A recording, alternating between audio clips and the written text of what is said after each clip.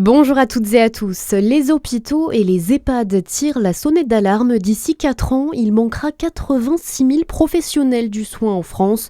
Pour parer l'urgence, la région Bourgogne-Franche-Comté déploie une nouvelle fois la tournée des métiers du soin. Un itinéraire qui part recruter ses futurs renforts directement sur le terrain. Et direction les lycées pour cette 3e tournée des métiers du soin. L'idée, c'est de proposer aux élèves une immersion totale dans ce secteur. Cette tournée de sensibilisation est ainsi destinée aux élèves de Bac Pro, service aux personnes et au territoire ou accompagnement soins et services à la personne. 7 escales à travers la région sont prévues avec un seul mot d'ordre, le concret. Les lycéens investissent les plateaux techniques, s'essaient aux gestes de soins et testent le matériel aux côtés de professionnels avec à la clé une formation gratuite et des évolutions professionnelles rapides, notamment vers le métier d'infirmier. Le parcours débutera le 5 février à Nevers. Et notez que la tournée fera notamment étape le 30 mars 2026 au campus paramédical de Dijon. Le verdict est tombé hier soir à Lons-le-Saunier. La cour criminelle du Jura a condamné l'ancien évadé de Dijon à 12 ans de réclusion criminelle. L'homme de 33 ans était jugé pour des violences sur son ex-conjointe à qui il avait notamment crevé un œil avec une fourchette.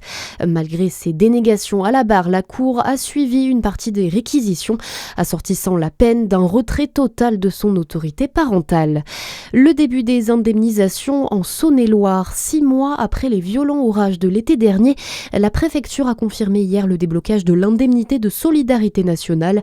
Ce dispositif concerne les exploitants et les viticulteurs ayant perdu plus de 50% de leur récolte. Au total, une soixantaine de communes, principalement dans l'est du département, sont éligibles.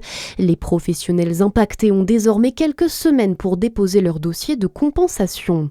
Coup de projecteur sur les vitrines dijonnaises. La municipalité remet ce soir à 19h les prix La Belle Ville lors d'une cérémonie à la salle des États.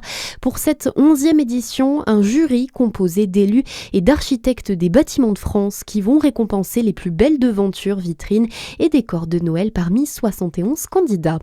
Dans l'actualité également, les premiers ministres du Groenland et du Danemark à Paris demain. Ils doivent être reçus par Emmanuel Macron selon les informations de BFM TV. Il devrait notamment remercier la France pour son soutien face aux menaces qui pèsent sur l'île arctique. L'Assemblée nationale a approuvé cette nuit la proposition de loi interdisant les réseaux sociaux aux moins de 15 ans. Si le texte est adopté définitivement, la France deviendrait le 2e pays à se doter d'une législation aussi restrictive pour les mineurs après l'Australie. Et puis du tennis avec les quarts de finale de l'Open d'Australie. Ça passe pour Alexander Zverev. Ce matin, le numéro 1 mondial Carlos Alcaraz est opposé à l'Australien Alex de Minaur. La météo à suivre sur Fréquence Plus.